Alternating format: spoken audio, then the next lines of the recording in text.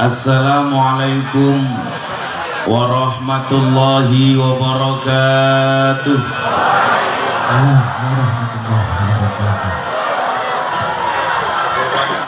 Alhamdulillahi rabbil alamin wa kafa. Assalatu wassalamu ala sayyidina Muhammadinil Mustafa wa ala alihi wa sahbihi ahli sidqi wal wafa. Subhanaka la ilma lana illa ma 'allamtana innaka antal alimul hakim wa tub alaina innaka antat tawwabur rahim. Rabbi israh li sadri wa yassir li amri wahlul 'uqdatam min lisani yafqahu qawli, amma ba'du. Hadratal muhtaramin, para masyayikh, para kiai, para habaib, tokoh agama, tokoh masyarakat yang saya muliakan, para pejabat yang berkenan hadir dalam semua tingkatannya yang saya hormati, segenap panitia pengajian umum dalam rangka tabligh akbar yang siang hari ini mengambil tema menerapkan nilai-nilai agama, sosial dan budaya dalam menggapai keberkahan. Semuanya yang terlibat yang saya banggakan. Sahabat Ansor Banser yang saya cintai, kaum muslimin wal muslimat, warga masyarakat baru Empang Baru, Kecamatan Lubuk yang terdalam, yang berbahagia. Sungguh satu kebahagiaan siang hari ini di bawah cuaca yang agak panas. Mudah-mudahan panas siang hari ini menjadi tameng panasnya api neraka. Mudah-mudahan siapapun yang hadir dengan penuh kerelaan, Allah berkenan memberikan ridhonya. Mbak-mbaknya yang duduk di depan tanpa tiker, saya doakan pulang dari pengajian little body, silite gatel kelebon wedi. Saya tadi mau berangkat dari hotel, masih ketemu dengan Bupati Pelalawan. Kepala saya rasanya pusing, capek, karena saya baru pulang dari Indrahilir jam 5 pagi. Baru tidur 2 jam di hotel sudah banyak tamu. Tetapi apa? Melihat antusias Bapak Ibu siang hari ini, insya Allah capek saya hilang. Insya Allah kepala saya hilang, pusing saya hilang. Kita perlu bersyukur atas kesehatan nikmat yang kita terima hari ini. As-sihhatu tajun ala ru'usil mar'i la yaraha illal mardo. Kesehatan itu adalah mahkota di kepala seseorang yang tidak bisa melihatnya kecuali orang yang sakit. Kita baru sadar bahwa sehat itu nikmat kapan? Ketika sakit. Kita baru sadar punya kepala kapan? Ketika kepala kita pusing. Kita baru sadar punya penglihatan mata itu nikmat kapan? Ketika mata kita belean. Baru merasa punya hidung kapan? Ketika pilek dan flu. Kalau nggak pilek dan flu, lupa kalau punya hidung. Yang dilihat cuma mancung dan peseknya. Padahal orang duduk di depan nggak apa-apa, yang penting duduk. Di sini nggak apa-apa, yang penting duduk. Maju nggak apa-apa, yang penting duduk. Nggak apa-apa, yang penting duduk, nggak apa-apa.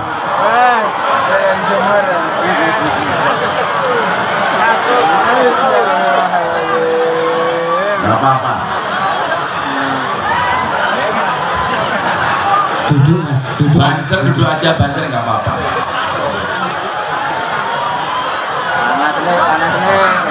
Banser duduk aja nggak apa-apa. Mereka sudah jinak loh. Pagar Nusa duduk aja loh. Semuanya duduk. Jangan nutupi panggung. Mereka datang pengen melihat wajahku, tidak pengen melihat bokongmu ya.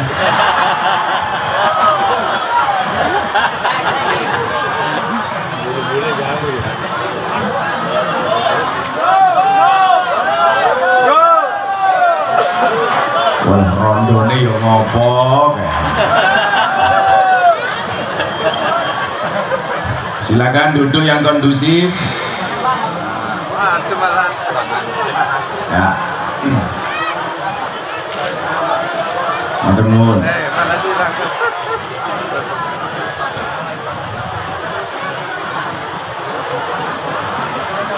Shallu ala Nabi Muhammad. Saya ulangi, kita baru sadar punya kepala ketika kepala kita pusing. Kalau nggak pusing, lupa kalau punya kepala. Ya, sebelah kanan duduk yuk. Mudah-mudahan yang di belakang rezekinya lancar. Yang di depan insya Allah masuk surga duluan. Berangkat habis sholat duhur. Modar. Kita baru sadar punya rambut itu nikmat kapan? Ketika rambut kita sudah rontok. Saya sebenarnya kan tanya sama Deddy Corbuzier, kamu itu sebenarnya bakat punya rambut apa enggak? Ternyata memang dulu awalnya dipapers habis. Sekarang sudah pengen punya rambut nggak bisa karena sudah dicabut semuanya. Dan dia baru sadar punya rambut itu nikmat tatkala dia sudah gundul. Makanya Deddy Corbuzier itu semuanya bisa, ya nggak bisa cuma satu, nyisir rambut. Dia bisa jadi bintang iklan apapun, ya nggak bisa cuma satu, iklan sampo. Apa yang disampo ini? Kita baru sadar punya hidung itu nikmat ketika kita pilek, flu.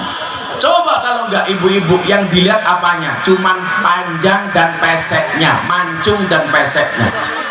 Padahal orang mancung dan orang pesek sama-sama punya kelebihan. Kelebihannya di mana? Ibu-ibu yang pesek saya doakan panjang umur. Amin. Kenapa orang pesek panjang umur? Karena nafasnya irit.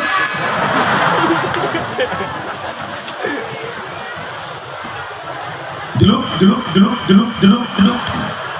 Kalau yang mancung itu malah cepat mati. Kenapa? Nafasnya boros. Terlapilnya gede-gede. Persoalannya bukan masalah mancung dan peseknya, tetapi rasa syukur kita terhadap pemberian hidung. Saya sering ditanya sama teman-teman artis, Gus, apa sih hukumnya operasi plastik untuk memperpanjang hidung? Gak usah ikut-ikutan kamu orang Sia operasi plastik memanjangkan hidung. Saya punya jamaah hidungnya dipanjangkan akhirnya mancung. Yang terjadi apa Pak? Flu sepanjang hidupnya, pilek terus. Kenapa? Karena mengoperasi hidungnya. Dibawa ke Singapura, disontek, operasi pakai solikin. Apa itu? Silikon. Operasi silikon, yang nyontek namanya dokter solikin. Baru sadar punya hidung itu nikmat. Maka yang perlu kita lakukan adalah ingat firman Allah. Nyuwun sewu, ingat sabda Rasulullah, innallaha la yanzuru ila ajsamikum. Allah tidak pernah melihat bentuk fisikmu, nggak dilihat. Kamu mau tinggi mau pendek nggak dilihat, maka bersyukurlah. Tinggi disyukuri, pendek disyukuri. Bu ibu punya suami tinggi, bersyukur. Kenapa? Karena kalau listriknya mati gampang kalau mau ganti. Punya istri cebol, syukuri.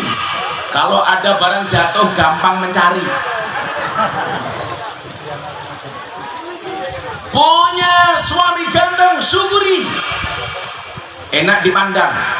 Punya istri jelek, syukuri, nggak ada lawan. Siapa yang mau dengan yang jelek-jelek? Makanya kalau para suami punya istri cantik itu was-was.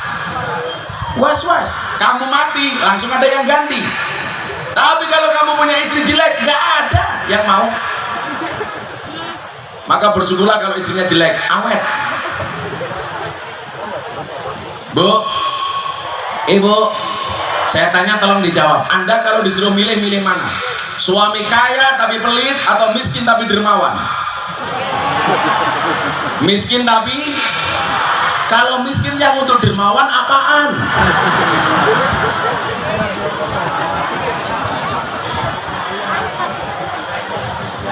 Kalau bapak-bapak Anda disuruh milih yang mana? Istri cantik tidak solehah apa jelek tapi solehah? Cantik? Gak ada pilihannya, goblok. Kenapa Anda milih yang tidak ada jawabannya? Saya dulu ditanya sama kiai saya, Gus Miftah, iya kiai, kalau kamu disuruh milih mana? Istri cantik tidak solehah apa jelek tapi solehah? Saya jawab, cantik walaupun belum solehah. Kiai saya marah, berarti kamu mementingkan fisik. Oh no, kenapa kamu pilih yang cantik walaupun tidak solehah? Jawab saya adalah ar-rijalu qawwamuna 'alan nisa, laki-laki itu imamnya perempuan. Kalau istri saya cantik belum solehah, maka kewajiban saya sebagai imam menjadikan istri saya solehah. Tapi kalau istri saya solehah, jelek wajahnya, menjadikan cantik, mahal harganya. Makanya kalau ada orang bilang begini, yang suka bohong itu cewek apa cowok? Coba ibu-ibu jawab, yang suka bohong itu cewek apa cowok? Oke, cowok. Kita lihat faktanya. Apakah benar yang suka bohong itu cewek atau cowok? Coba dilihat perempuan. Bapak-bapak nggak usah ngatur perempuan, alis saja ciptaan Tuhan, dikerok ganti yang baru.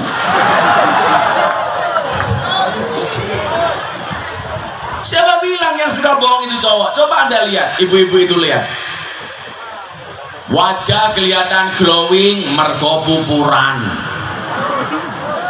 alis kelihatan tebal lukisan, hidung kelihatan panjang pasangan, hidung kelihatan mancung suntian, bibir kelihatan seksi filleran, pendek kelihatan tinggi mergo sandal jinjitan, susu ketok gede yo ganjelan.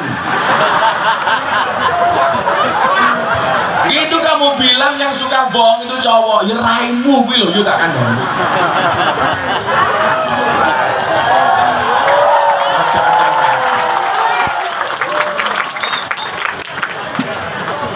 Perempuan itu bohongnya lebih banyak daripada laki-laki, tapi kecil-kecil. Laki-laki itu bohongnya lebih sedikit daripada ibu-ibu, tapi gede-gede.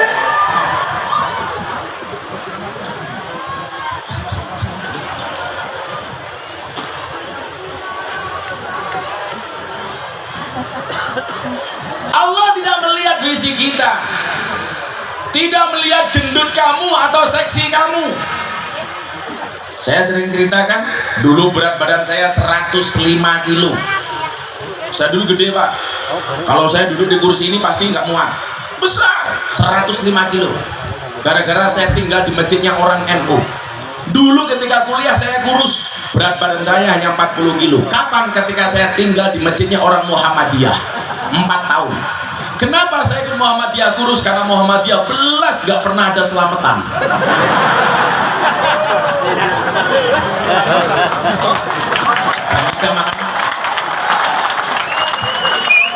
Saya dulu jadi James Bond, jaga masjid dan kebon di masjidnya Muhammadiyah. Begitu saya menikah dapat istri NU, kembali ke lingkungan NU, saya langsung gemuk. Kenapa saya menikah dengan istri NU gemuk? Susunya cocok. Baru mulai ini. Saya belum menikah tapi saya gemuk, Gus, jelas susunya gonta ganti.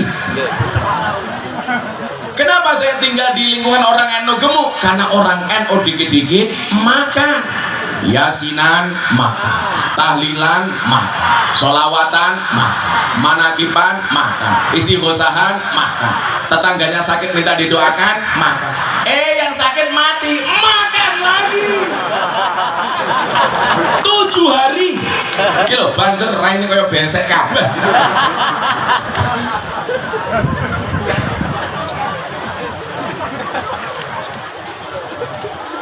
Akhirnya kiai saya bilang tahun 2015 sebelum berangkat haji, Miftah, kamu itu kegemukan, over, apapun yang over itu nggak bagus pak. Maka Al-Quran mengatakan apa? Innallaha la yuhibbul musrifin. Allah itu tidak menyukai orang-orang yang berlebih-lebihan.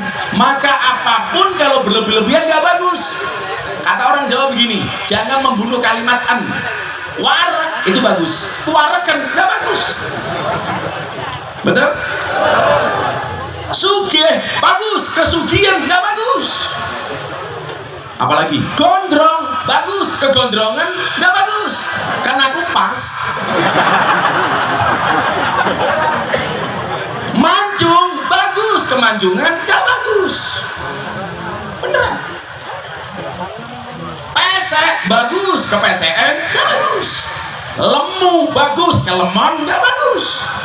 Ngaceng bagus, ngacengan nggak bagus.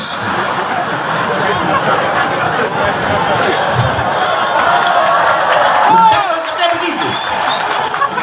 Kamu nggak bisa begini, istrimu pergi. Tapi terlalu begini, istrimu lari.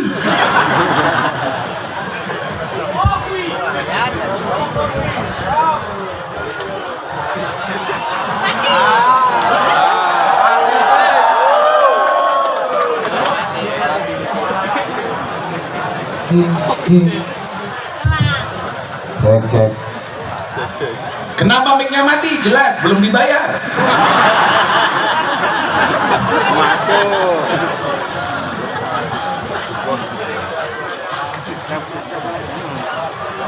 Innallaha la yuhibbul musrifin.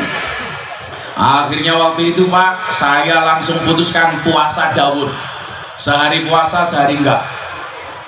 Termasuk bulan Ramadan saya juga Daud. Ya enggak. Saya memutuskan tidak makan nasi selama 3 tahun. Puasa Daud plus ngerawat, sama sekali nggak makan nasi. Saya sama sekali nggak minum gula. Kenapa? Karena saya sudah cakep. Saya sama sekali nggak makan nasi. Kamu bilang lontong, awas. Nggak sama sekali. Saya nggak makan gula, nggak makan minyak, semuanya saya bakar, saya rebus, mengurangi minyak, mengurangi karbohidrat. Dalam waktu 8 bulan Mbak, saya turun 30 kilo. Dari 105 kilo saya menjadi 75 kilo waktu itu. Ibu-ibu bilang, resepnya begitu Gus. Iya. Ada nggak resep yang paling gampang, nggak usah puasa, nggak usah meninggalkan nasi? Ada Bu. Kalau Anda gemuk pengen kurus gampang. Kalau nggak mau puasa kayak Gus Miftah, caranya gampang. Suaminya nikah lagi. 3 bulan kurus, 5 bulan stroke, 7 bulan mati. Kurus karena pikiran. Nggak tahu kok ibu-ibu benci banget sama orang nikah lagi. Bu, pilih di madu apa diracun?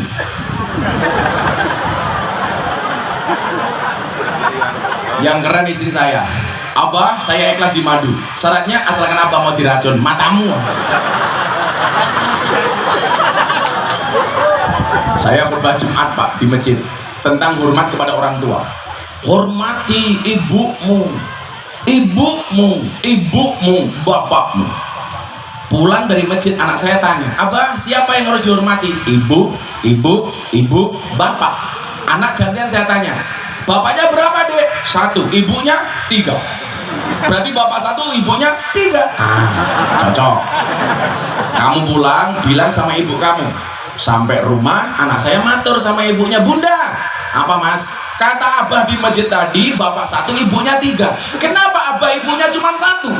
Istri saya sedang motong-motong terong mau masak untuk santri. Dek, ini namanya apa? Terong Bun, jumlahnya berapa? 1. Kalau terong 1 mau dimakan orang 3, caranya gimana Dek? Ya dimotong-potong Bun. Sana bilang bapakmu, Saya bilang, ngeri banget.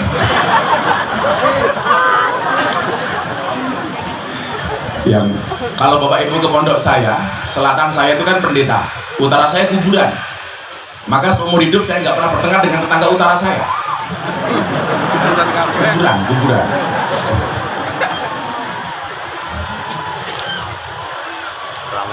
Tetangga saya istrinya mati. Hari kedua ke kuburan bawa kipas angin Pak. Saya bingung, ini untuk apaan? Istrinya mati nggak dikirim tahlil yasin, kenapa bawa kipas angin? Saya tanya, kenapa kamu bawa kipas angin, Mas?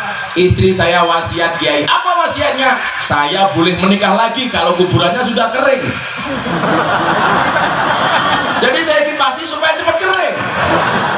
Lucunya kuburan ada kipasnya, panggung pengajian nggak ada kipasnya.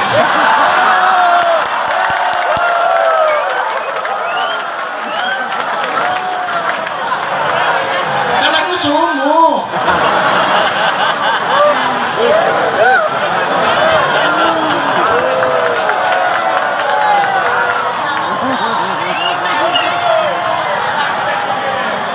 Coba lihat, kalian kebayang nggak? Kiai viral kipasnya ya.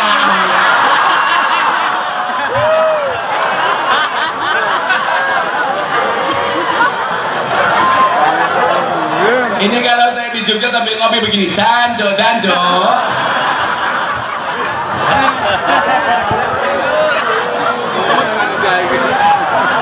Sangel lah.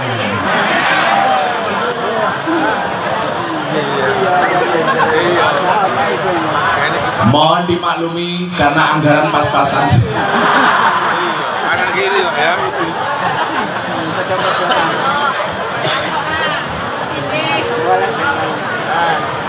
Shallallahu ala Nabi Muhammad.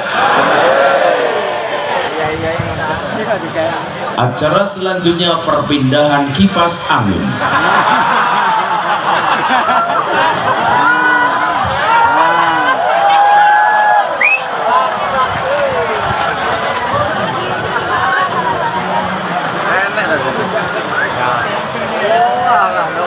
Siap dengan peta. Singapura itu sing wajib lho. Kita iringi perpindahan kipas angin dengan mengucapkan kalimat La ilaha.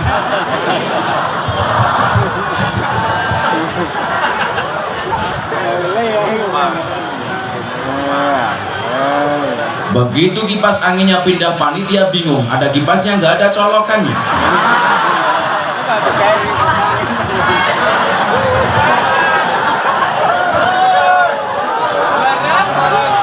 Udah di situ aja nggak apa-apa. Nggak ada colokan, coloknya matamu loh Mas.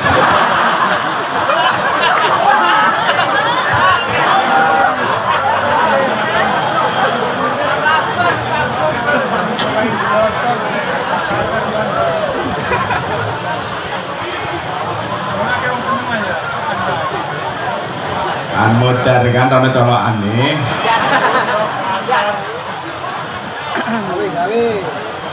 Allah, sallallahu alaihi Nabi Muhammad.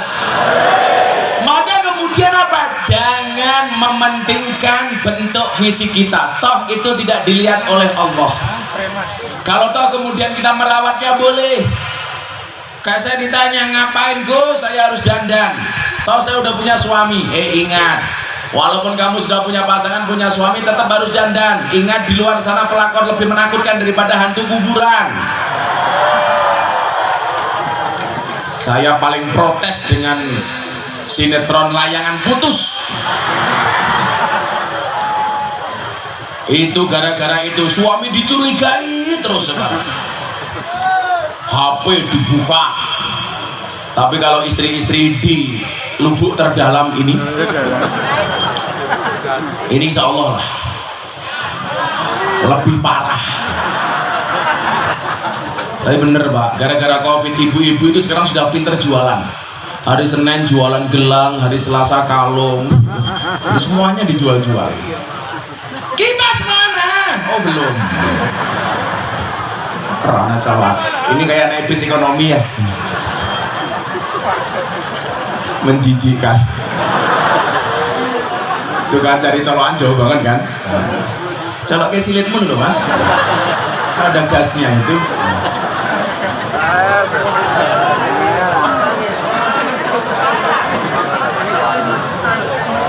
Oh kurang panjang. Ya gampang kipasnya bawa ke sana Mas.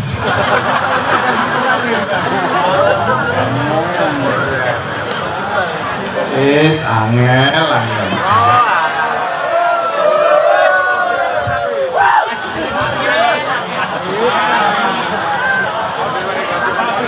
sambil nunggu kipas angin kita sholawatan dulu yuk. Saya mau ajak sholawatan yang sesuai dengan temanya soal sosial budaya dan agama. Ada hadroh di sini? Oh, vokalisnya mana? Yang pakai kacamata itu, kayak tukang las.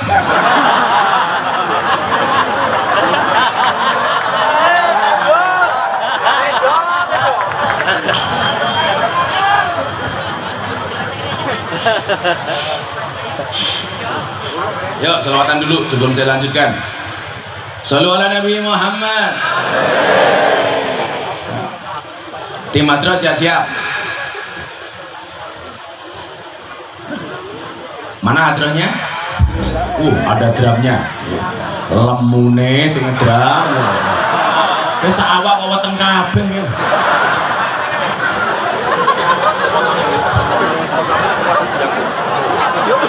Ya. Apa? Tapi pecinya NU. Pecinya NU saya doakan masuk surga. Pecinya. Enak amat. Itu kalau punya suami kayak gitu, Pak. Lembaga survei membuktikan orang itu kalau badannya besar biasanya burungnya kecil.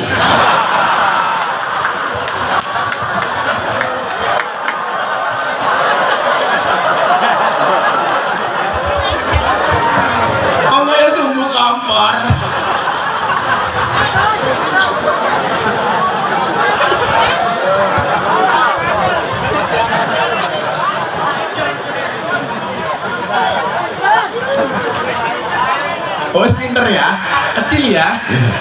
Namu ho. Sederek kita sedaya jalar estrian nem lan tuwa mumpung urip padha ilinga golek sangu lunga mumpung urip padha ilinga golek sangu lunga salatullah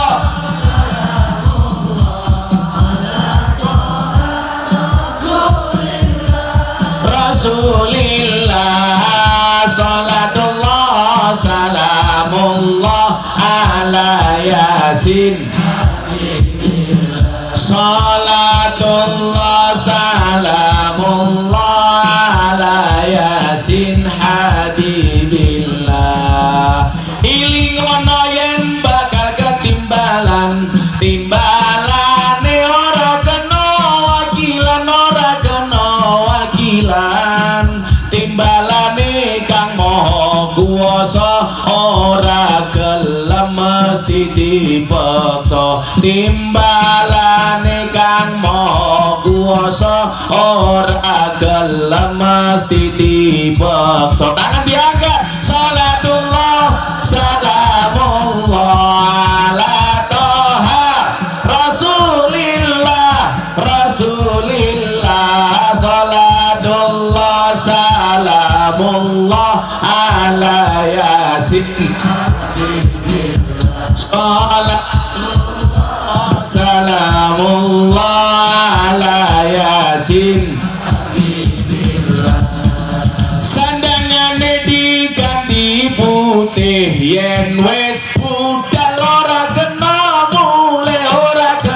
mule tumpakane kereta Jawa roda papat rupa manungsa tumpakane kereta Jawa roda papat rupa manungsa salatullah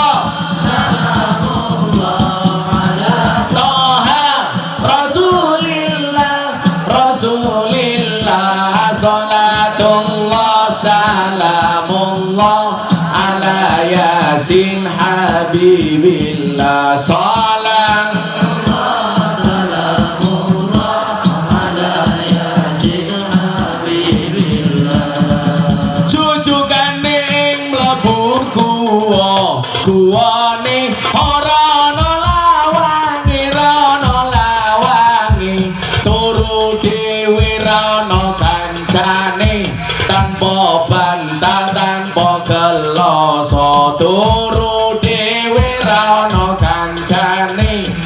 tanpa bantal tanpa keloso salatullah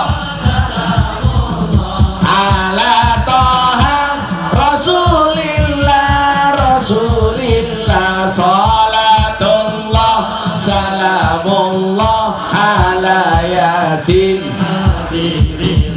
salatullah salamullah ala yasin. Berhenti dulu.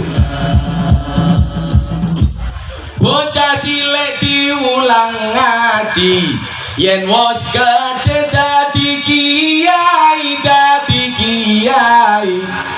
Kok yo ora diaminke to goblok. Telat malaikate minggat. Atos banget sormu, dibukan dikit lagi. Ini kok keras banget suaranya. Beda dari tadi. Apa dibalik? Kamu ngaji aku ngesom di situ. Agak dimbukin didik mas. Ojo atos kayak cangkemmu dah.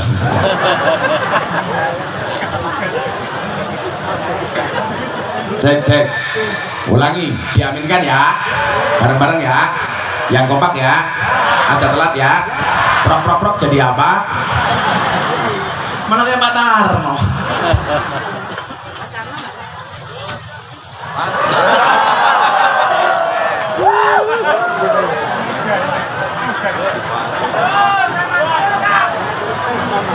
Cek. Karena soundnya sering mati maka pengajian dianggap selesai. Cek. Ulangi ya. Bareng-bareng ya. Soundnya aja muter meneng ya. Lah soundnya mati maning, tukang soundnya dibisui ya. Hancur. Bocah cilik diulang ngaji. Urung. Mau telat iki kesusu. Jeruk malah. Entene cangkem nyong mingkem disit. Kiai. Amin. Kayak gue. Ulang lagi ya. Kompak ya. Ajak kesusu ya. Ajak kecepatan ya. Ajak kelalen ya. Prok jadi apa? Apa bu? Wah cangkemnya rondo mesti kayak.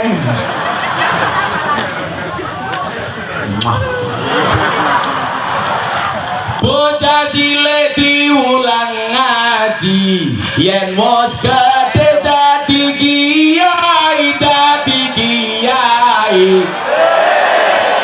Urip pisan aja mung dolanan, ayo sregep melu pengajian. Amin. Urip pisan aja mung dolanan, pengajian sinambi weanan. Salatullah salamullah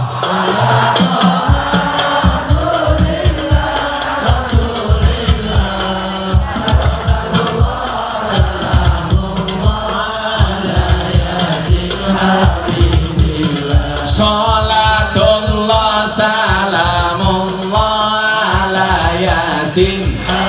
Saya pengen semuanya selawat, hadrohnya berhenti. Yang kenceng bareng-bareng. Salatullah ala toha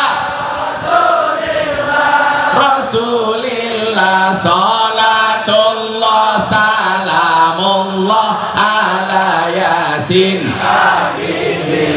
Salatullah salamullah ala yasin. Sallu ala Nabi Muhammad. Jadi bapak pejabat, kalau pagi hari mau mulai aktivitas kantor dimulai dengan sholawatan dulu. Umpamanya kita mulai pekerjaan hari ini dengan membaca sholawat nariyah 1000 kali umpamanya. Merongos. Kalau anda mau minum kopi, kopinya panas, pengen cepat dingin gampang. Bacakan sholawat nariyah 100 kali. Dingin. Masuk baik kok. Sholawat.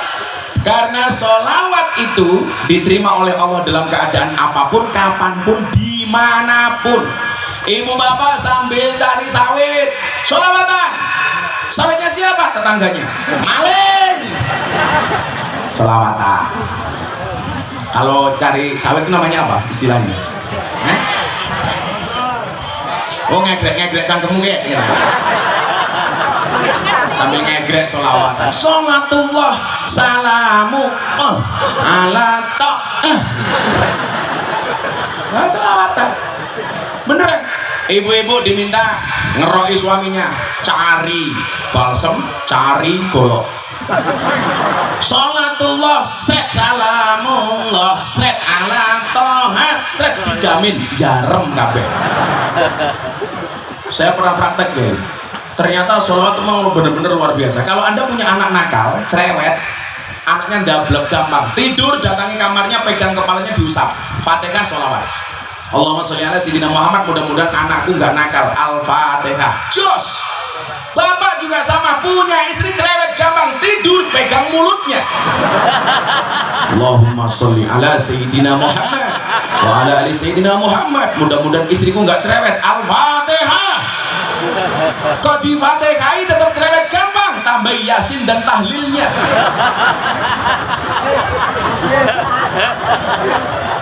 Modar dewek ya.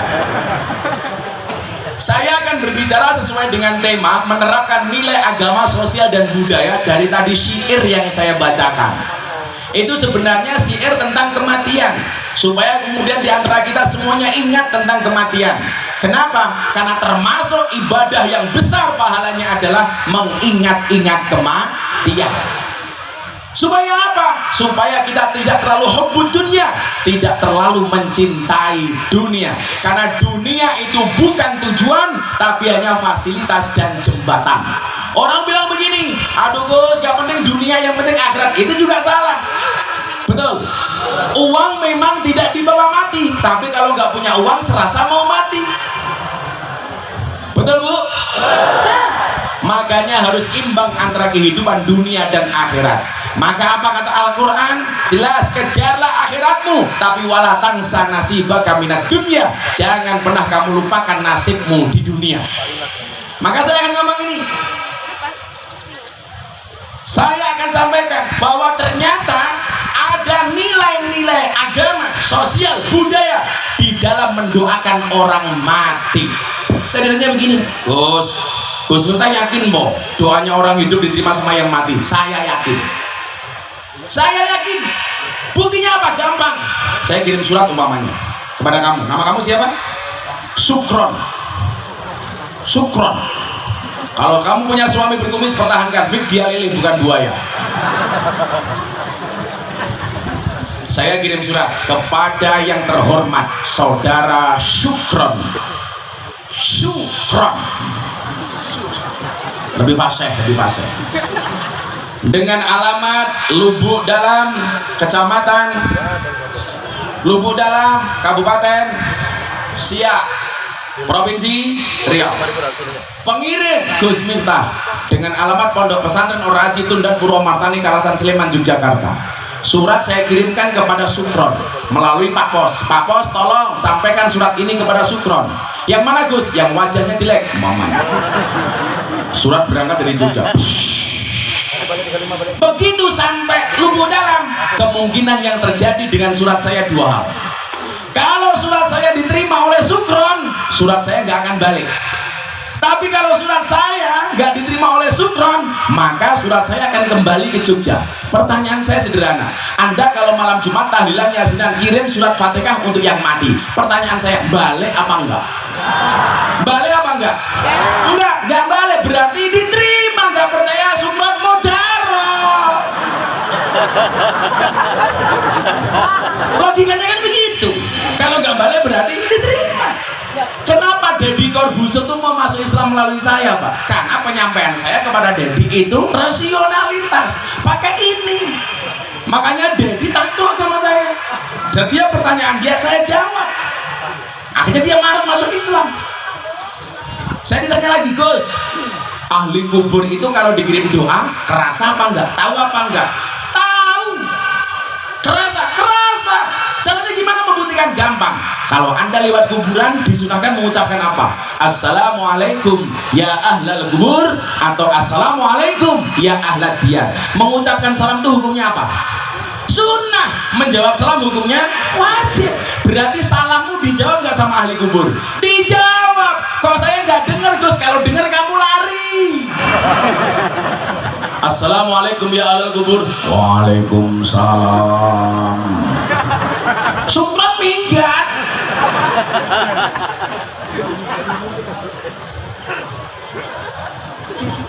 Ini logika. Saya dulu Pak tersinggung.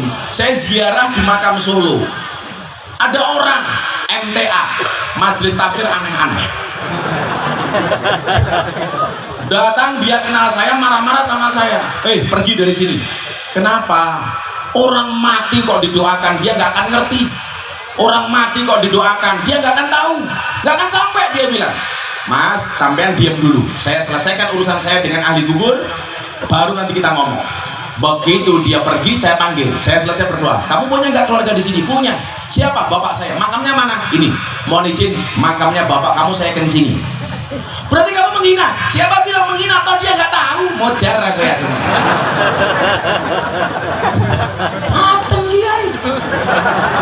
Saya dulu diprotes. Kenapa sih kalau orang-orang itu memberangkatkan jenazah dengan kalimat tahlil?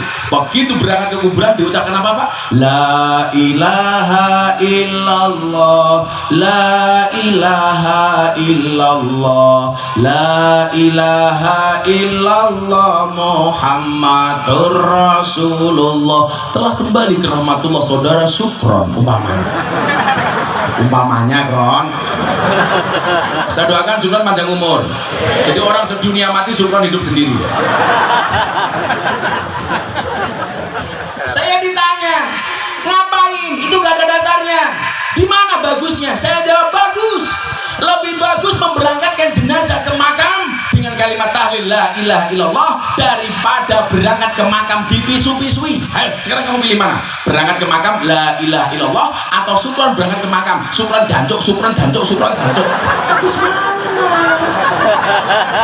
La ilaha illallah. Ngono Kron.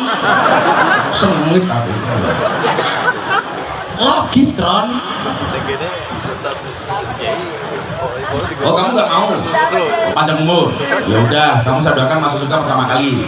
Berangkat habis pengajian.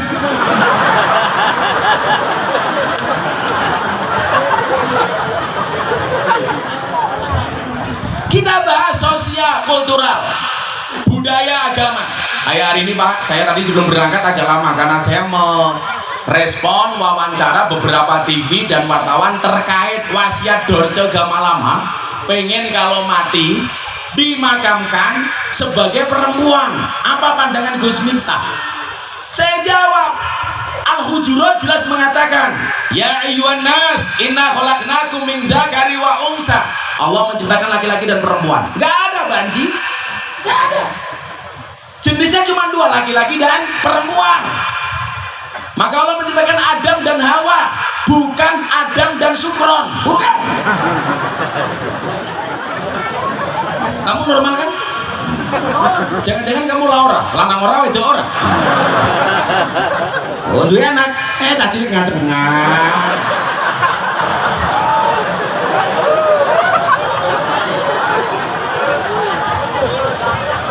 Sukron kena mental.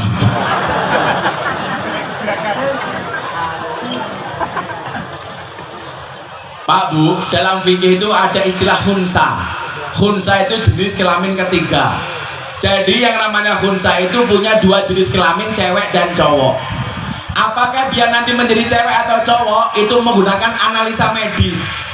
Kalau lebih dominan perempuan, maka dia menjadi perempuan. Kalau dominan laki-laki, maka dia menjadi laki-laki. Salah satu yang dilihat apa? Rahim. Kalau bayi yang lahir punya rahim, jelas dia cewek. Kalau nggak punya rahim berarti cowok. Jadi banci itu nggak ada. Karena saya di Jogja juga punya pengajian komunitas banci. Itu pengajian paling menjijikkan sedunia. Ya Allah. Saya pernah Pak umroh bareng para banci. Pengennya kayak cewek, kan dilarang sama peraturan. Akhirnya pakai sarung. Begitu sampai Madinah, ya Allah, mau ke hotel ada banci yang protes. Gus, saya nggak mau di kamar sendirian sama Gus Miftah dong. Mau. Pulang bisa hamil saya. Akhirnya begitu masuk Mekah Pak, kan mereka nggak mau manasik. Ini umroh caranya gimana Gus? Tawaf gampang. Itu ada Ka'bah, ada Hajar Aswad, ada lampu hijau. Ketemu Hajar Aswad, kamu ucapkan salam Bismillah Allahu Akbar. Gampang. Banci bilang. Banci Pak ketemu Ka'bah, histeris. Bismillahirrahmanirrahim. Mate. Begitu sampai Jogja telepon saya, Bah, terima kasih sudah diajak umroh, saya pulang mau bertobat. Senang saya, Pak. Alhamdulillah. Bagaimana caranya? Selama bulan Ramadan saya akan berjilbab. Matane malah jilbaban.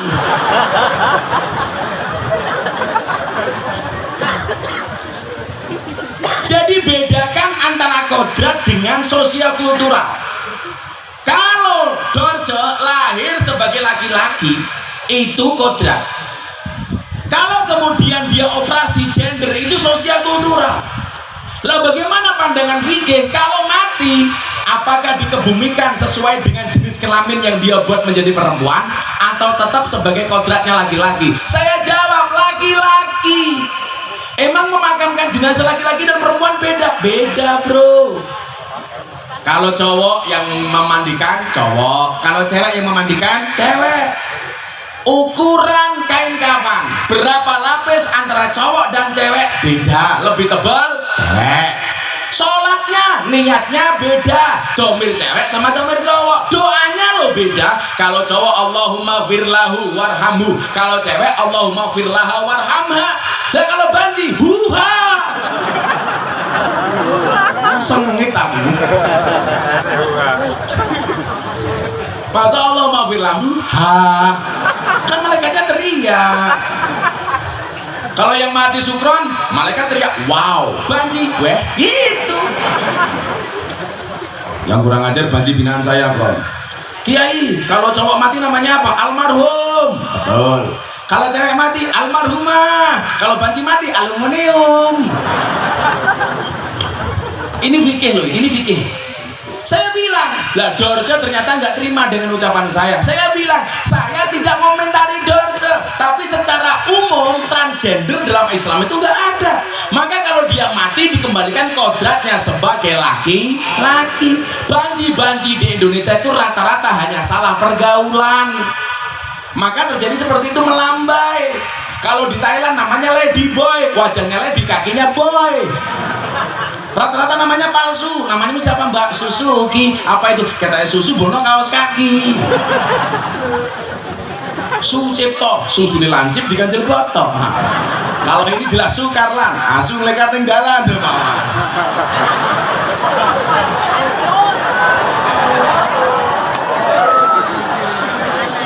Cangkemnya Sukron anak baik lah. Langsung dia bilang sama temannya, dia ini asu.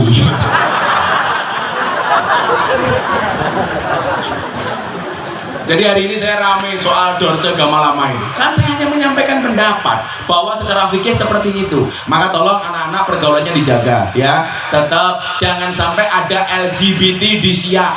Tetap laki-laki menikah dengan perempuan. Tapi kemarin saya mikir, Pak, kenapa sih sekarang banyak laki-laki suka dengan laki-laki? Yang salah ibu-ibu. Gara-gara apa? Setiap keluar rumah istrinya bilang sama suaminya, Pak, tolong jangan mainan cewek. Akhirnya mainan cowok.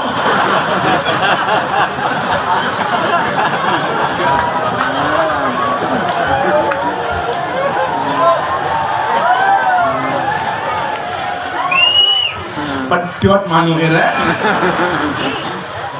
Insya Allah kena mental Sukron. Weh ngapa meneh?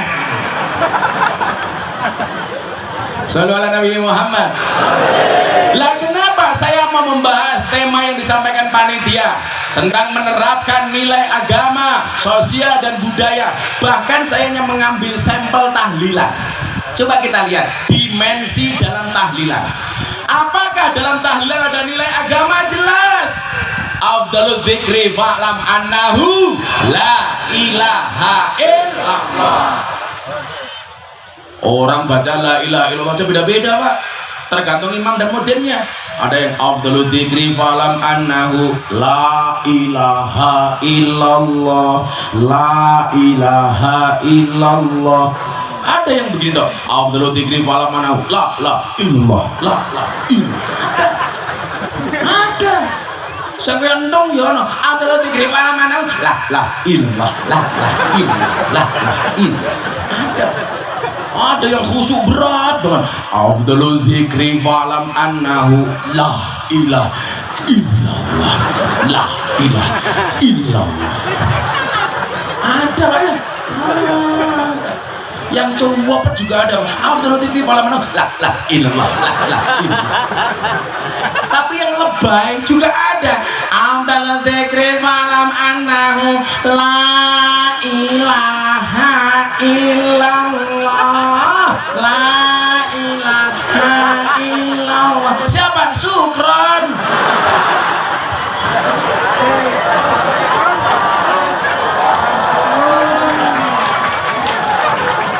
Saya ditanya Pak, orang NU itu kalau tahlilan ngapain kok pakai gerak-gerakan kepala? Itu kan gak ada dasarnya.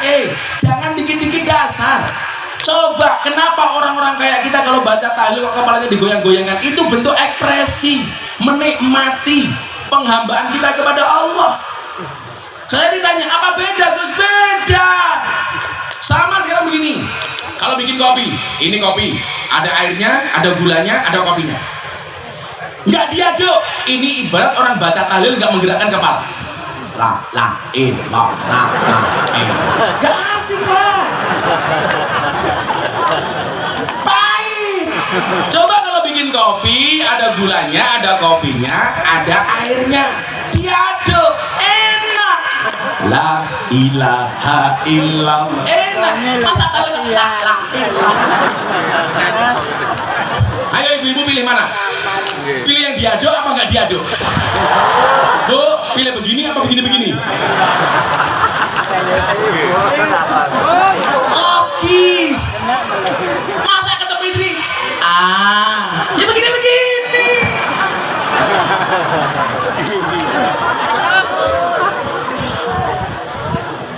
Dulu ada wali di Magelang, itu namanya Mbah Payaman, Mbah Sirot Payaman. Itu gurunya Mbah Yai Hudori. Mbah Yai Hudori itu bapaknya Gus Yusuf Hudori, Pondok Api Magelang, Tegalrejo.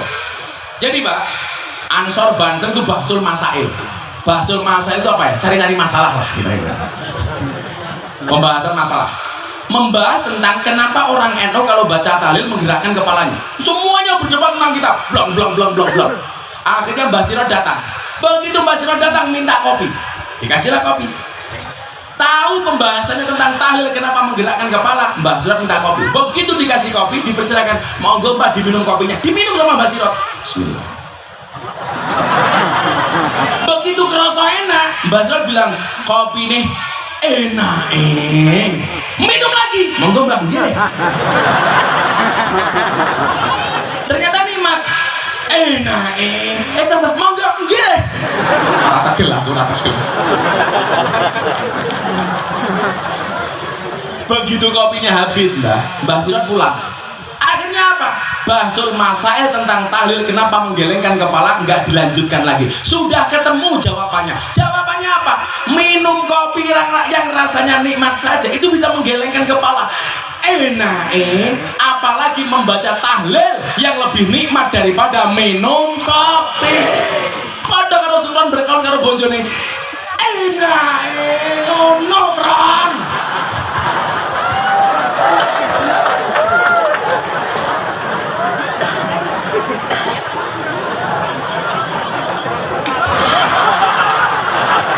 So dekat lo.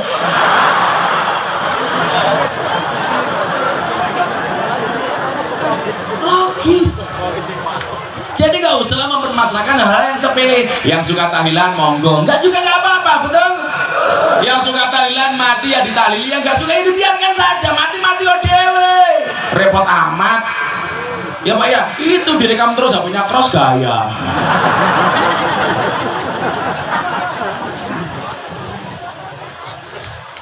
Sallu ala Nabi Muhammad. Jadi tahlilan ada dimensi agama di dalamnya, mengajarkan tauhid, mengajarkan akidah bahwa tidak ada Tuhan kecuali Allah. Tolong jangan pernah jual murah takbir, jangan pernah jual murah kalimat tahlil. Saya itu nggak suka dikit-dikit tobat takbir.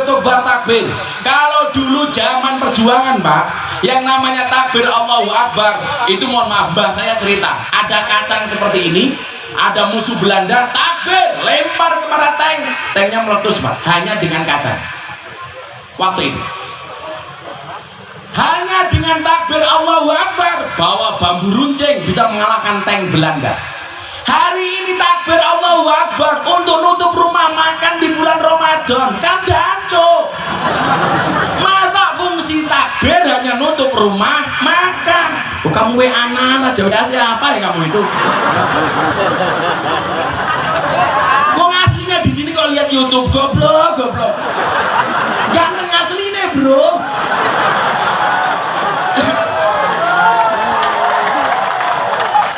Melanggeng YouTube baik. Jadi kalau dulu takbir Allahu Akbar mengusir Belanda, sekarang takbir hanya untuk nutup rumah makan. Jangan anggap murah kalimat takbir itu. Kalau gak kepepet jangan. Itu tidak hanya diucapkan, tapi dihayati, kemudian dilaksanakan dengan amal dan perbuatan. Saya nggak terima kalau takbir hanya untuk menutup rumah makan. Daripada takbir rumah makan ganti pak traktir. Jangan anggap murah. Itu dimensi tauhid Allahu Akbar. Saya pernah pengajian pak di Jogja. Ada orang teriak-teriak takbir ganti Pancasila dengan khilafah. Matane. Begitu dia bilang takbir Allahu Akbar, kaca mobil saya buka langsung saya jawab sami Allahu liman hamidah. Malah kayak orang sholat. Sopir saya malah jawab Robbana walakal hamd. Jadi saya ingatkan ya, mumpung ada teman-teman baju coklat ASN, aparatur sipil negeri negara. Sekarang paham-paham radikalis, paham-paham yang keras, itu salah satunya masuk melalui para ASN. Hati-hati. Masuk ke kepolisian melalui apa? Melalui ibu-ibu Bayangkari. Paham-paham yang menentang Pancasila, yang tidak mengakui Pancasila sebagai ideologinya. Dan saya sampaikan dengan tegas, Riau adalah merupakan salah satu provinsi yang paling banyak terpapar di Indonesia. Hati-hati. Makanya ketika berbicara agama, sosial, budaya, yuk kita lihat. Saya kadang-kadang heran, Anda nggak ikut berjuang, nggak pernah menumpahkan darah, nggak pernah mengeluarkan uang, bahwa bangsa ini dibuat oleh pendiri bangsa tidak hanya dengan harta, tapi dengan nyawa, tidak hanya dengan keringat, tapi dengan darah, jiwa, dan raga. Mereka menetapkan dasar Pancasila sebagai ideologinya itu melalui pikiran panjang, bahkan direstui sama Mbah Hasyim Asy'ari selaku pendiri Nahdlatul Ulama. Kenapa Mbah Hasyim Asy'ari dikasih julukan Hadratus Syekh? Karena Mbah Hasyim Asy'ari hafal dengan Kutubus Sittah. Semua kitab hadis besar beliau hafal, dan beliau merestui Pancasila. Hari ini orang yang baru hafal 2 hadis sudah teriak-teriak Pancasila tidak cocok dengan Indonesia. Orang-orang yang mengatakan seperti itu cukup saya katakan, silahkan tinggalkan Indonesia. Kalau ASN tidak cocok dengan Pancasila, tanggalkan seragam ASN-mu. Pak, pecat Pak. Anda makan uang negara, menggunakan fasilitas negara, digunakan untuk melawan negara. Anda tidak layak menjadi abdi negara. Betul? Saya kemarin dikasih tahu sama teman-teman, Gus, Riau lumayan parah. Parah apa? Terpapar. Saya bilang, kalau Riau bukan terpapar lagi, apa gudangnya? Pabriknya. Sukron macam-macam tak ajar, Wekron. Sampai Sukron ikut-ikutan tak sandat reso ngaceng, Wekron.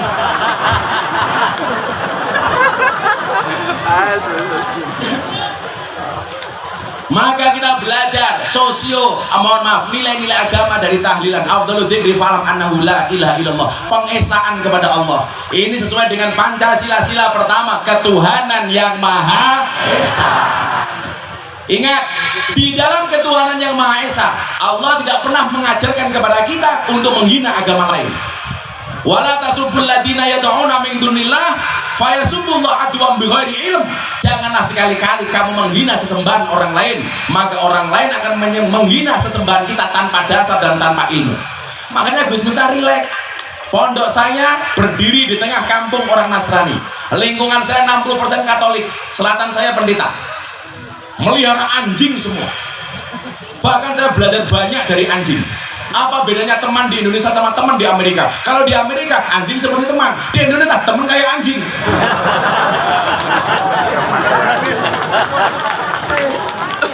Wongnya ya takoi. Ya melu guyu. Jilbabe ireng.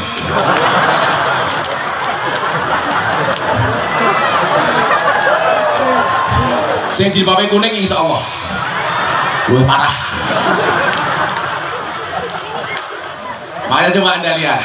ASN itu saingannya ya ASN. Biasanya saling menjatuhkan sama ASN. Karena nggak mungkin ASN dijatuhkan orang yang tidak ASN. Dalang itu yang musuhnya dalang. Kiai kadang-kadang dimusuhi oleh kiai. Saingan masing-masing. Itu yang kadang-kadang teman kayak anjing itu seperti itu. Betul. Saya kalau nasihati santri Pak, santri saya di pondok semuanya gratis. Kalau ada orang siap mau mondok di tempat saya silahkan gratis, makan minum tak kasih. Santai saja, anjing saya tak kasih makan kok apalagi santri. Tapi santri kalau makan subhanallah, gunung Merapi pindah ke piring. Waduh Pak begini. Piring, lauk, nasi, sayur, nasi lagi, lauk lagi. Subhanallah. Abdul Butun. Persis kayak yang pegang drum.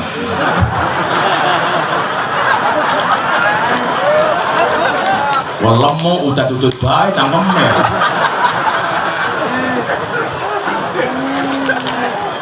Saya sampaikan kepada santri, coba ingat-ingat kata-kata saya, ingat-ingat.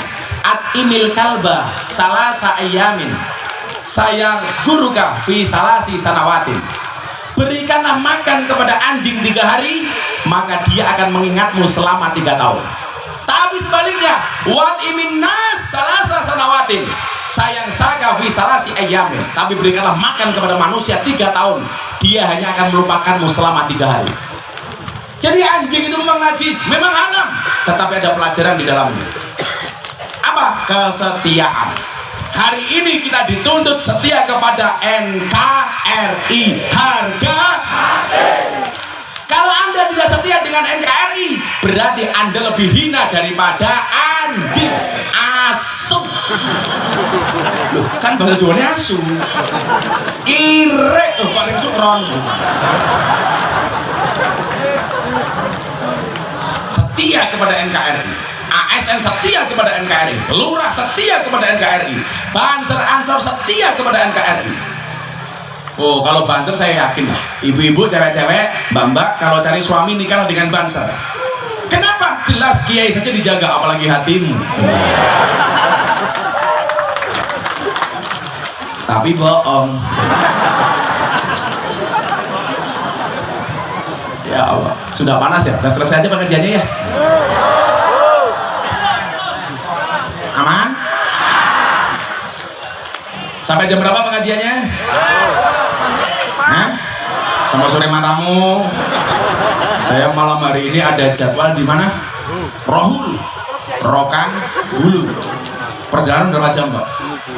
6 jam mata. 9 jam tak aja loh malam gue. 9 jam. Gua supirin. Ya Allah, pantas rumahmu kayak pelek Mas. Masa sampai 9 jam Pak sini Rohul?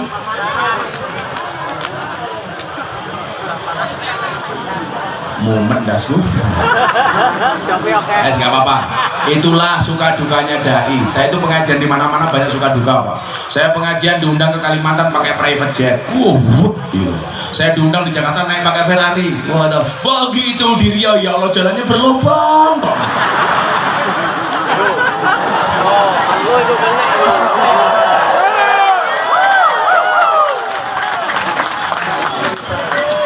DPR mana PPR?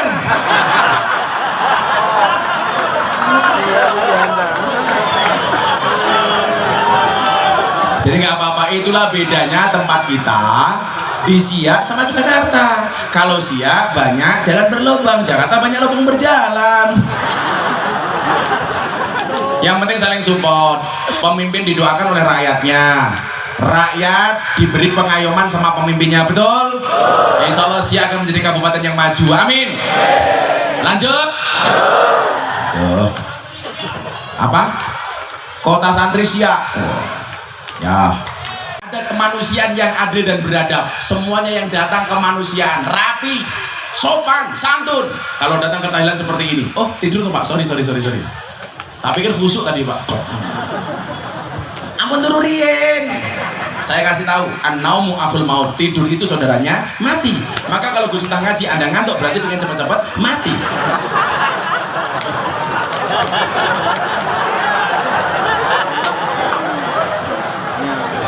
Ajak ngomong saya pikir khusyuk. Waduh. Saya pikir khusyuk tadi Pak, ternyata produksi air aqua. Oh kopi, mau nggak tujuh Pak kopi ini? Ya tos dulu dong. Kopinya diangkat. Tos. Sok tahu loh. Tahu di mana Pak gitu beri? Tahu di mana Pak? Saya dilihat. Oh kau dilihat. Kalau saya pengurus Jatman gitu, Habib Lutfi. Semoga-moga kabeh selamat ya. Kemanusiaan yang adil dan beradab. Orang tahlil semuanya beradab Pak. Pakaiannya ya sopan. Pakai sarung, pakai kopiah, pakai baju. Nggak ada orang Thailand celananya jebol-jebol. Atau kayak mbak-mbak di lokalisasi pakai baju yang seksi. Nggak ada. Tahlilan. Kemudian yang ketiga apa? Persatuan Indonesia ada di tahlilan. Buktinya apa? Mereka bersatu. Kalau imamnya innallah malaikatahu yusholluna ala nabi ya ayyuhalladzina amanu shollu alaihi wasallimu taslima. Semuanya jamaah baca sholawat. Begitu kiainya berdoa Allahumma fir, semuanya amin. Amin. Itu dalam tahlilan. Begitu Abdul Dzikri fala manahu, semuanya baca tahlil. Abdul Dzikri fala manahu, la ilah, enggak ada. Abdul Dzikri fala manahu, subhanallah, walhamdulillah, enggak ada. Yang keempat apa? Kerakyatan yang dipimpin oleh hikmat dalam permusyawaratan. Apa bentuknya? Kerakyatan. Begitu tahlil dan yasin pasti dipimpin oleh Mbah Mudin atau Mbah Rois yang disepakati bersama oleh orang kampung. Siapa yang mimpin? Umpamanya Pak Geng, belum tahu namanya sinten? Mbah Yai Labib. Saya percaya kalau yang mimpin Pak Labib. Kalau Sukron nggak percaya. Sukron baca Fatihah aja nggak fasih. Alhamdulillahi Rabbil Alamin. Alhamdulillah. Nga'udzu billahi minas syaitonir rajim. Alamnya jengal kayak primen ya. Alamnya jengal kayak tahu. Yang lucu tempat saya, imamnya udah tua, lebih tua daripada Pak Kiai Labib.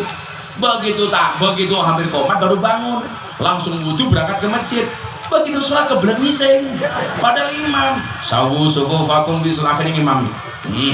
Mau alhamdulillah, mulutnya wah perutnya mulai kerasa. Alhamdulillahirabbil alamin. Ar-Rahmanir-Rahim. Begitu ayat ketiga nggak tahan. Maliki yaumiddin. Sabaran nih Labib. Kerakyatan tahlil dipimpin oleh Mudin oleh Rois yang disepakati oleh semua orang kampung. Mati mana? Lama-lama emosi saya. Saya doakan jadi son terbesar sosial tingkat RT. Kemudian yang kelima apa? Keadilan sosial bagi seluruh rakyat Indonesia. Apa bentuk sosial dan adil dalam tahlilan? Semua makan, semua dapat hidangan yang sama, pulang dikasih berkat yang sama, bahkan satu ingkung dibagi rata. Betul? Kalau dulu zaman bapak saya masih kecil, bapak saya kan di Lampung, kan saya Puja Kesuma, Putra Jawa, kelahiran Sumatera. Kalau Sukron Indo Bali, bapaknya babu, ibunya kuli. Pamane kron.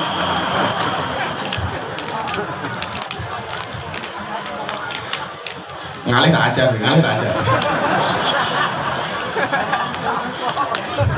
Bapak saya dulu Pak Kiai, itu kalau tahlil ayamnya satu ingkung itu dibagi jamaah 200.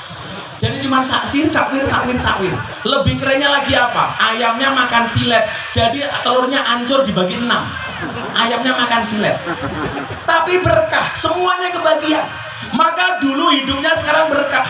Pak Kiai Said, siapa? Gus Yahya, semua orang-orang top itu, mohon maaf, itu produk berkatan zaman dulu. Kenapa? Karena makan ada berkah karena doa tahlilan di dalamnya.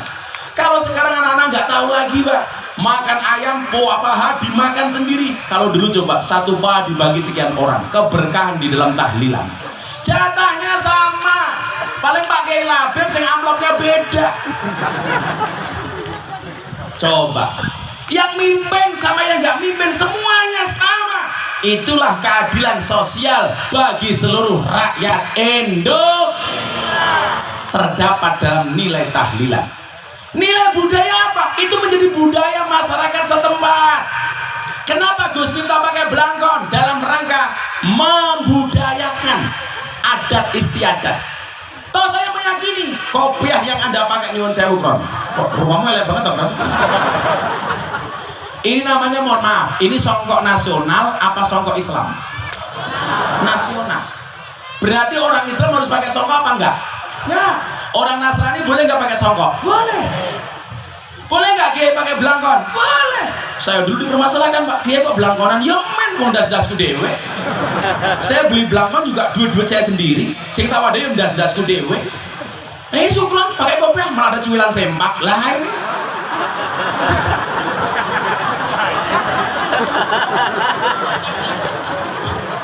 Ambune Kron. Ini loh hebatnya budaya kopiah. Pakai kopiah saja, Pak, itu ada ilmunya. Kalau ilmu ini Kron tak cari ilmu santri seperti ini. Ini santri. Ah, ini kan.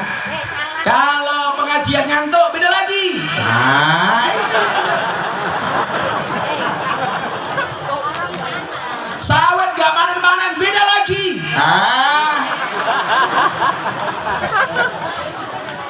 Gini jelas kalah main.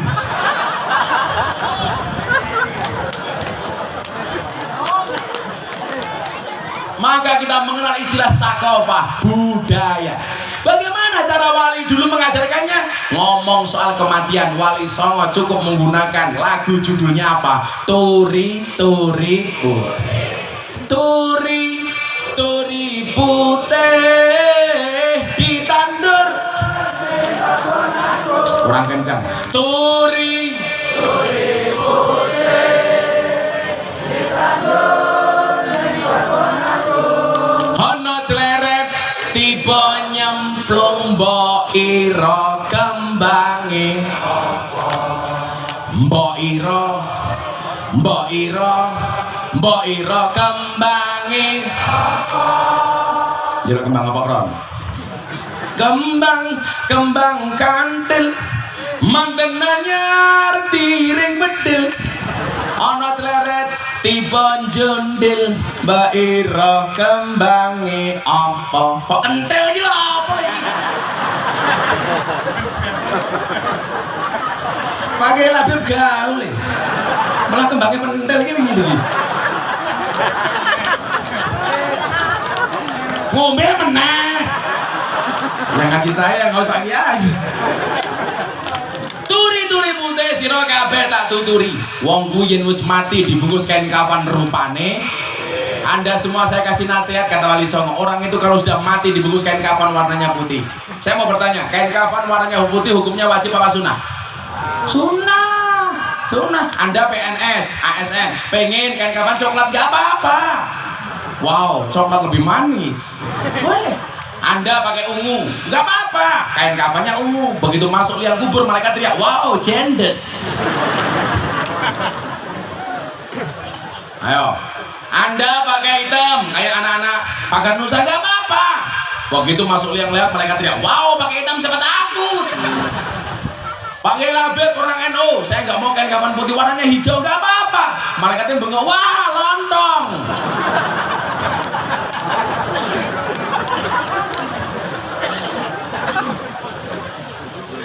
Lontong kok jenggoten. Turi-turi putih. Anda semua saya kasih nasihat bahwa orang mati itu dibungkus kain kafan warnanya putih. Ditandur itu artinya apa? Dimakamkan. Kebon agung itu artinya apa? Kuburan. Supaya tahu itu kuburan biasanya diwenehi patok. Yen patok siji jenenge tenger, kuburannya patoknya loro, berarti tenger. Kenapa orang mati didoakan supaya enggak tenger? Itulah pentingnya memahami agama secara sosial kultural. Sehingga apa? Kita tidak gampang mengkafirkan orang lain, tidak menyalahkan orang lain. Apa itu Gus Miftah pakai belangkon? Apa dasarnya? Loh, itu budaya, Pak. Begitu masuk Indonesia, Anda tidak harus pakai jubah kayak orang Arab. Boleh pakai sarung kayak Kiai Labib. Boleh. Anda pekerjaannya naik ke lapak cari degan kok pakai sarung. Belulunya nambah loro.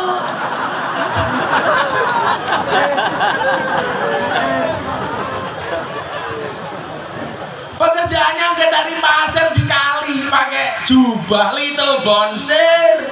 Silet gatel ke lebon pasir. Pekerjaan narik beca kok pakai jubah, narik rem bisa salah, Pak. Beca itu remnya di bawah sadel, kalau pakai jubah nggak berhenti, Pak. Makanya boleh pakai sarung kayak Sukron, boleh pakai celana kayak kamu, boleh pakai jeans setan jembet iblis kayak kamu, nggak apa-apa. Pakai baju kayak saya boleh, pakai baju murahan kayak Sukron nggak apa-apa. Sukron memang bajunya murah, apalagi orangnya lebih murah. Kayak pakai baju koko nggak apa-apa, boleh. Pakai seragam kayak ini pemuda Pancasila Ansor Banser, boleh. Pakai baju batik, boleh. Pakai celana seperti yang saya pakai juga boleh. Ini namanya apa, Bu? Namanya apa, Bu? Komprang matamu, komprang. Kayak ini komprang. Bu, namanya apa, Bu? Kulot mbahmu, kulot. Ini namanya tokrong, katok, sarung. Dari depan kayak sarung, dari belakang kayak katok. Tak buka, ya nggak apa-apa. Matanya kayak ngene. Kamu penasaran ya? Nggak penting sarungnya, yang penting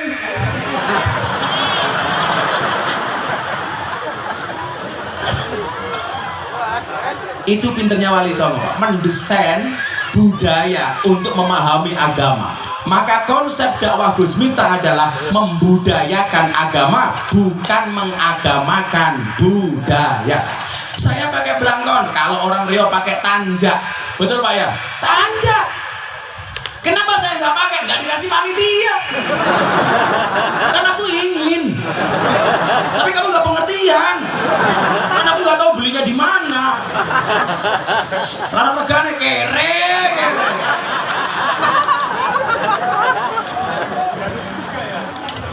Namanya apa? Tanjak. Ini budaya. Maka kalau kita memahami budaya masing-masing daerah, nggak akan ada terjadi Pak kasus seperti di Semeru, nendang sesajen, orang yang sok suci. Dia mengatasnamakan apa? Allah akan marah gara-gara sesajen. Pertanyaan saya, sejak kapan kamu jadi wakilnya Allah? Utakmu ini kepiye gitu. Kalau semua orang kamu salah-salahkan, semua orang kamu nerakakan, semua orang kamu sesatkan, pertanyaannya, apa surganya mau kamu masuki sendiri? Ya enggak enak, Sukron yang surga dewekan. Mau pendelapan deli, orang no konco wedangan, orang no konco ngopi, maksudnya kelon dewe kan. Saya besok masuk surga, Sukron saya ajak. Tapi ya itu di surga saya kelon sama bidadari, Sukron panitianya. Apa? Ganti mic lagi. Ya buang aja. Oh baterainya habis. Baterainya habis. Kacang kami siapa ya?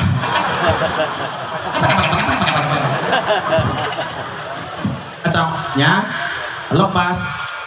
Nah, kacamata lepas, kamu penasaran Gus, celananya lepas.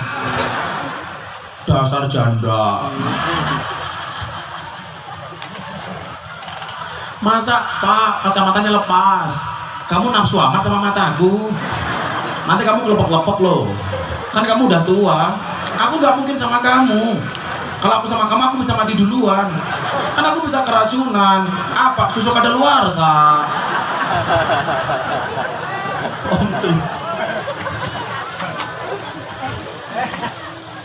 Inilah makna menerapkan nilai-nilai agama, sosial, dan budaya dalam menggapai keberkahan, kita hanya bisa belajar hanya dari tahlilan. Alhamdulillah. Sudah panas dan saya harus kerokan dulu. Mari kita akhiri dengan hasbi rabbi jalallah ma fi qalbi ghairullah Nur Muhammad sallallahu la ilaha illallah. Yang khusyuk, mudah-mudahan pemerintahnya dijaga, rakyatnya dijaga. Amin. Harga sawit terus mahal. Amin. Aduh ngake ge. Kurang di sawit. Kere temen ya. Mudah-mudahan harga sawit termahal, Pak. Minyak goreng tetap gampang. Amin. Nah, kemarin teriak-teriak, pemerintah minyak goreng di mana kok langka? Kemarin pas kampanye kamu bilang suara rakyat adalah suara Tuhan.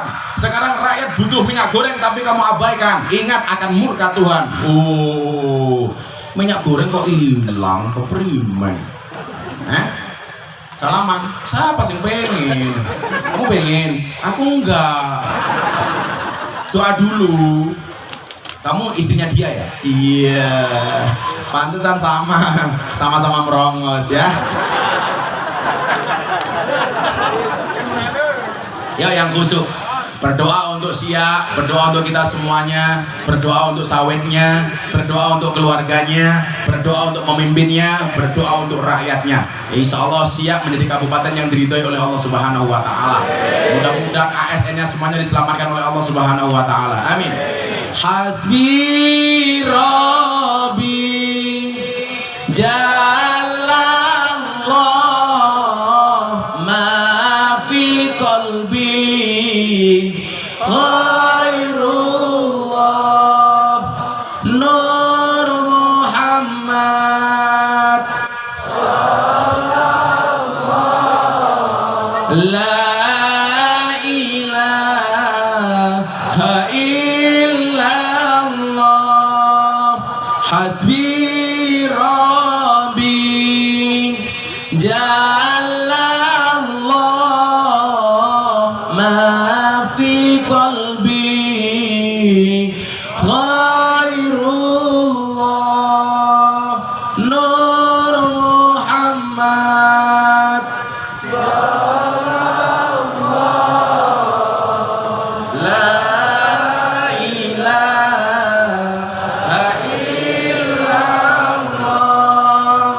hasbi rabbi jalallah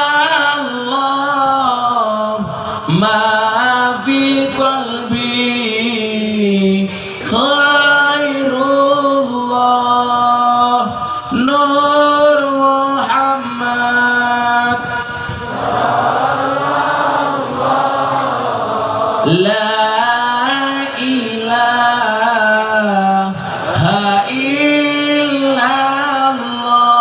Allahumma rzuqna istiqamah. Allahumma rzuqna bi ziyadatil ilmi war rizqi wal ibadah. Allahumma rzuqna ziyaratal Makkah wal Madinah. Allahumma rzuqna dzurriyyatan thayyibah. Allahumma rzuqna ahlan sakinatan mawaddatan warahmah. Allahumma rzuqna bi alfi quwwah. Allahumma rzuqna bi alfi barakah. Allahumma rzuqna bi alfi karamah. Allahumma rzuqna min ahli sunnah wal jamaah an-nahdiyah. Allahumma rzuqna bi husnil khatimah wa na'udzubika min su'il khatimah wa adkhilna jannata mal abrar ya azizu ya ghaffar ya rabbal alamin walhamdulillahi rabbil alamin. Sekali lagi terima kasih semua panitia, peran masyarakat, pejabat yang hadir, sahabat Ansor Banser, pemuda Pancasila, Pagar Nusa dan semuanya. Mudah-mudahan kita dilindungi oleh Allah Subhanahu wa